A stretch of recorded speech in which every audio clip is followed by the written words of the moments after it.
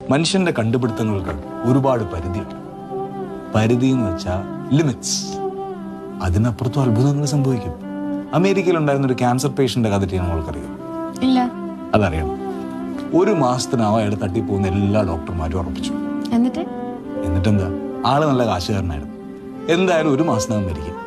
ഇനിയുള്ള ദിവസങ്ങൾ കളിച്ച് ചിരിച്ച് ആഘോഷിക്കാനായിട്ട് തീരുമാനിച്ചു.